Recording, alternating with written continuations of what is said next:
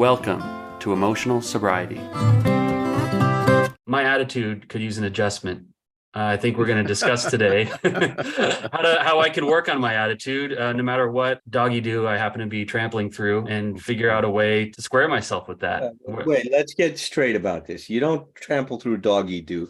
You've got cat all over the house. That's Right. right. It's That's even right. worse. Huh? It's Oh, it even is worse. It Yeah. is worse. I love my cats, but I hate cats. It's Yeah. like Big agree on that one. very seldom are there times where my attitude couldn't use a little adjustment. That's right. That's right. Well, look at a big part of what emotional sobriety is to develop.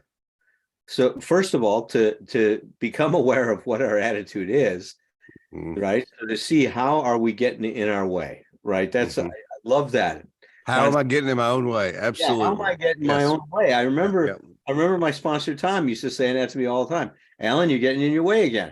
What the hell is he talking about? I mean, at that point, I could not. I totally get it now. About how I get in my own way with my attitudes, my beliefs, my behavior. You know, all of the things I did to really act against myself and not honor myself or act for myself. And everything got so turned around in recovery. But, you know, we were talking about, you know, in step 6 and 7 in the program, the powerful thing that happens is at that point we pivot towards developing the best possible attitude we can have towards life, towards ourself, towards others, even towards the problems that we experience in our life. And I think it would be good for us to start talking about, well, what does that look like? What are those best possible attitudes? What might they be, and how can we plug some of those things into our experience? I love it. I love that. And I tell you what, I think that's a more tangible, significantly more tangible way of stating what I think we made an attempt at in a while back when we were talking about emotional sobriety as philosophy. And I think for me anyway, once we put that in those terms, I think I kind of got myself a little bit confused about it.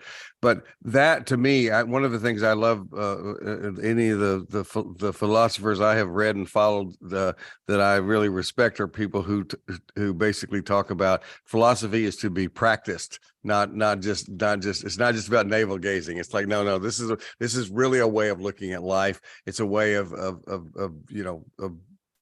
and behaving in life. And so what you're talking about is one of my favorite things is congruence. It's like, first of all, know what is my outlook? What are my belief systems? What am I, about the big picture of life?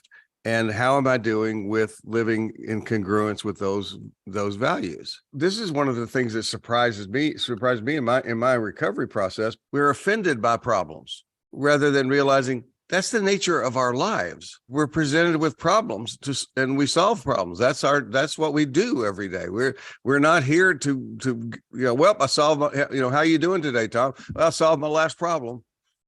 Well, I went through a lot of my life, especially during my time in active addiction, very passively.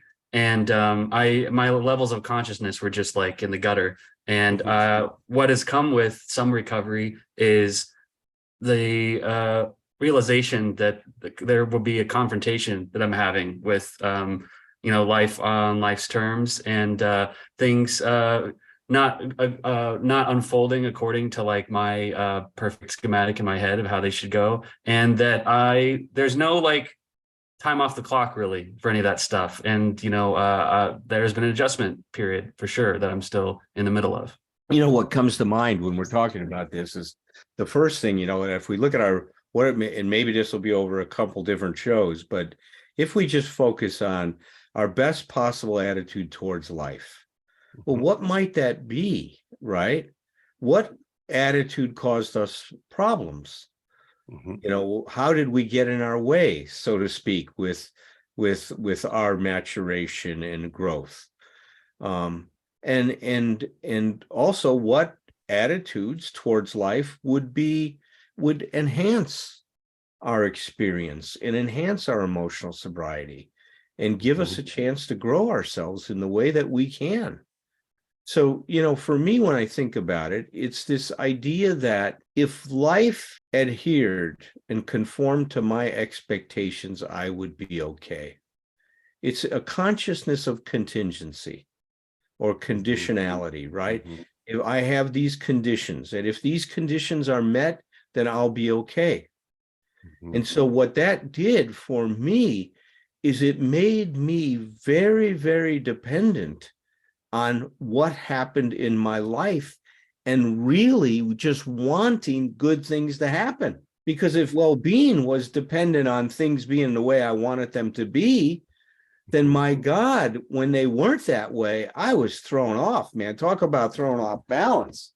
I didn't know what to do. And, I say I didn't know what to do, but what I did is I'd get mad or I'd fall into self-pity and depression, get drunk, get high. I mean, object. We are offended. We are offended by not only the individual problems. We're offended that we have problems. That somebody, it's sort of like being in a card game and being offended that somebody deals you cards. Yeah, right. It's like, why do you keep giving me these cards? You're in the game, man. And it's like somebody in one of Herb's workshops says, I end up taking life personally.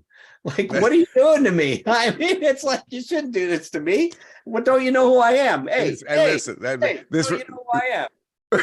This reminds me of, I'm going to write a novel one day because I somehow want to have a novel that begins with, because I just have the first sentence, and in the first sentence, it's written from the first person. And the first sentence is there I was minding my own business, and that, and that's now one of the things I want to point out to folks listening too is that I think it's easy to hear what you're saying, Alan, and not immediately identify with it because you think if somebody were to ask us along the line, if somebody were to ask me along the lines, hey, do you think you expect life to meet your expectations, or you have expectations that it has to go your way? I would have easily said and thought I was answering authentically, no, of course I know that doesn't happen.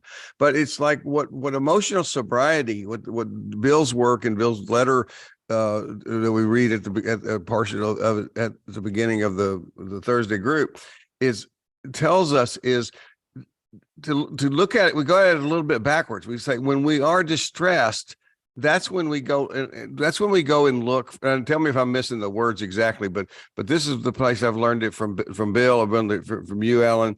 Is the idea that when I am in distress, that means there are unrealistic expectations. So the question, because I noticed that the tendency for people when I talk to them about that idea, they go at it with a little bit different question, which I think is a mistake. They go and say, are there unrealistic expectations? It's like, no, if I'm distressed, there are. This is how this method works. That's right. Like, it's not are they there? It's where are they and how can I identify? That's right. It's not if, it's what are they? How many are they? Very important nuance, everybody. Tom, oh man. Yeah. So people get it. It's when I am distressed, this approach basically says I go to the place of asking the question, and I'm a very big fan of questions as tools. What are the unrealistic expectations? And they ask it in the plural too, because there's not just one usually, but what are the unrealistic expectations that I am having right now? And not asking if do I have them, but so you may look initially and say, I don't know. I can't find that. It's like, but that doesn't mean you don't have them. It just means you haven't found them yet. It means I probably need to talk to somebody. I need to bounce some things off somebody so I can, help me find out where I'm messing up here, because it is the adjustment of those expectations where the healing will take place. It's right on. So that's so well stated. It really is. And I love the fact that you picked up that nuance, right? Mm-hmm. It's not if, it's what are they? What are they? Oh, it's a totally different thing. It's because if you use if, what it does is it leaves the possibility of a valid victimization in play.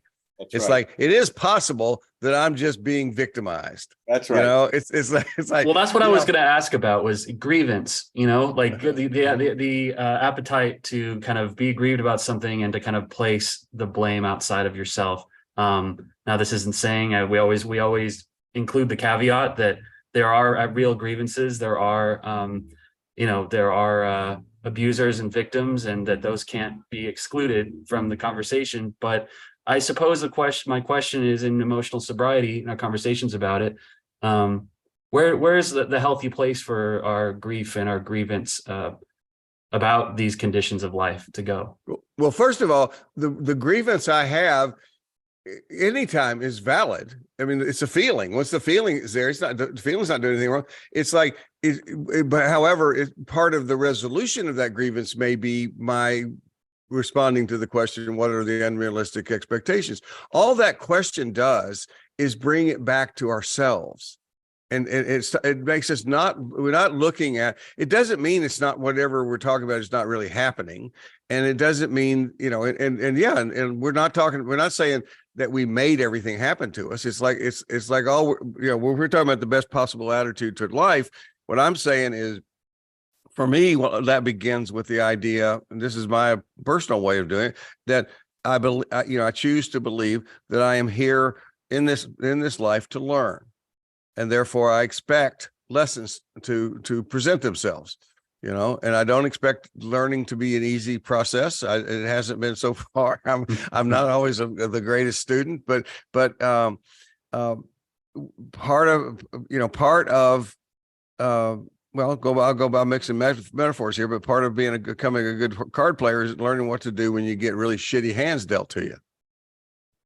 So we're not saying, so yeah, the grievance is real. Otherwise, what we end up doing, Patrick, is we end up going back to, or I end up going back to what I was doing before, which was beating myself up for how I'm responding to things. And I can beat myself up in layers. I mean, it's like, I can beat myself up for beating myself up for beating myself up. It's like, that's you. Allen was talking about, and I think it was our last episode about basically looking at 100% of our energy and how do we use that 100% of energy. That's a waste of energy. That's what I learned about dealing with the shoulds in my head. I needed to stop trying to figure out if they were telling me the truth or not, and I needed to turn to that and I'd say, I don't care. And it just came from a place, and it was a really empowered place of being just fed up. Of just that, it's Popeye. I've stood all I can stand. I can't stand no more. And I said to my should monster in the form of my friend Philip, there playing the role. And I remember looking him straight in the eye and saying, you know what? I don't care if every crappy thing you are saying to me about me is true. I don't give a fuck anymore. You are not helping. And man, I mean, I have to remind myself and go back and redo that, but the freedom that came from that, the freeing of the energy. And so that's it. It's like, so we certainly don't need to should ourselves about our emotional responses to things. Our emotional responses that's just information. Right. It tells us how to guide ourselves. Yeah. Well, I think this is really important because we go back and to say it again, the theme of this show, what's our best possible attitude towards life? And what we're talking about is that our best possible attitude is not to get lost in our objection to it. People are victimized. There's no question. Natural disasters happen. If you lose a home in a flood or in a hurricane, or, if you're unfortunately molested or raped, though you're a victim of those experiences. No question about it. But the issue becomes one of, I don't have to remain a victim of that. I can cope with that in a way that I am still able to find my emotional freedom. And see, I think that's the best possible attitude. How can we search and find that key that will unlock us from that situation, from being a victim of that situation? And look, that's as much as emotional sobriety is about other things, it's definitely about finding that key. We've talked about some of those elements of that key is a willingness. God, that's so important. That comes forward over and over again. Yep. Curiosity, Tom, I will be forever grateful for your emphasis on that. It Mhm. really, I've integrated that into all of my clinical work now. I see that as such a critical element in terms of our growth and development. Mhm. The search for what to do about this and to not blame. How do I deal with this difficult situation? How do I handle these unresolved feelings I have? How do I start to work with them? I mean, look, when my dad died when I was a young man, I was victimized by that experience. It shattered me, it devastated me. When I was 19, and this Gestalt therapist put a pillow in front of me and said, now say goodbye to your father, I finally set myself free from being a victim of that experience. Yep. I was able to cry. I was back to this word we have. I was able to integrate that loss, which I, on an ongoing basis, it wasn't completed at that time. Right. It was just the process had started, but it really set me free. It's the ability to respond, which is, by the way, responsibility. Blame keeps us stuck. Blame drops an anchor. It stops us. Right. Responsibility, moves us forward because it asks the question, what do I do next? That's right. John Amadeo, our good friend, has a great way of saying it. He says, if blame and responsibility are fused, then what happens is the blame will now marshal up all of this defensiveness. Responsibility is not, you don't respond defensively to the situation, you're empowered. You don't become diminished by it. You become more of who you are and what you can do, what you can be. And I thought his difference of that is to really differentiate the blame from responsibility. Our culture, a lot of people blame themselves as a way of taking responsibility, and it's not. No, it's more, it becomes more of the problem. It increases the problem. And it's like, and it goes back to one of the things that I know you said in your most recent book, this may be a theme that comes through all of your books to come to think of it, but it is that it's adding more self. That's it. That's right. It's not negating yourself, but adding more of yourself. It's like, it's the question, and this goes to our theme of best attitude, which is when I'm faced with something that is, I don't like, let's just say it that way, that I don't like. It's like the question is not who did this to me or why is somebody treating me badly, but it's what am I going to do next? Yeah. And I've heard you have emphasized the word next throughout this whole process. Because now always moves to next if we flow with it. I heard a great TED talk once on this nurse. She was an RN and she had she developed breast cancer. And she was talking about how she coped with this. And she says, the first part of my experience with breast cancer was I let the cancer claim me. It totally defined me, defined how I was living my life, defined how I would think about my life. And she said, and I was getting not only eaten alive by the cancer physically, but I was getting eaten alive by the cancer emotionally.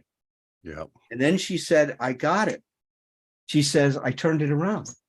I said, instead of letting this cancer claim me, I'm going to claim the cancer I have. And I'm going to figure out how best to live with the cancer that I have at this point in time. So instead of dying from the cancer, I'm living with cancer. She flipped it around. It's what Roger Andes talks about. It's acceptance is the essential, necessary, required first step to change. That's it. That's right. It is a prerequisite. It's a prerequisite to change, and that's what we're talking about. So you can see that as we're getting into this, is that there's a lot of different, aspects of developing the best possible attitude. Bringing curiosity, taking responsibility, searching for the expectations that are causing me problem. not asking yourself if I have them, but saying, what are they? What's at work here, man? I'm disturbed. Something's, there's I'm putting some expectation on this situation. Well, and let's go back to what Patrick was saying before, because the idea is, I think and I'll speak from the first person because I'm aware of this, but I think this will be identifiable for others, is the idea that I'm going to live from an attitude of complete non-victim stance is not a realistic attitude for me, because the truth is, what I'm going to do on the course of any course of day-to-day life, and I don't know if this is part of my humanness or if it's part of the culture I live in, but the truth is, I'm going to be recognizing when I'm in a victim stance and moving myself to a non-victim stance. It's like, when I have, something's going to happen, I'm going to respond very often initially. Is that it's a victim thing. I want to then take it from there and do what you're talking about, which is to say, what do I need to do now to get myself to a better place? Yep. Right on. That's it. And let's continue this in the next show. We'll talk about the possible attitude towards ourselves, towards our relationships. I think this is a good theme, Patrick. Wonderful. Well, until next time, and I will be back on domestic soil, and hopefully, this isn't a good expectation to have. Hopefully, nothing too crazy will happen in America in my absence. Well, Jeffrey, don't count. That's an unrealistic expectation. It's already happening. Every day, something crazy's happening. That's right. That's right. But you guys will be here, and I know you have no control over this, or very little control over this. But travel safe. I'll do my very best. Tend your life, tend your myth. Cultivate your narrative with whomever you're with. Then with glass in hand and children on one knee, bring some stories, bring your stories back to me. It ain't a crime to be a human. Never be ashamed to be yourself. Rest assured that whatever you're doing will entertain me like nobody else. So here's to us, my old friends, until it's time to drink the wine and break the bread again. With glass in hand and children on one knee, bring some stories, bring your stories back to me.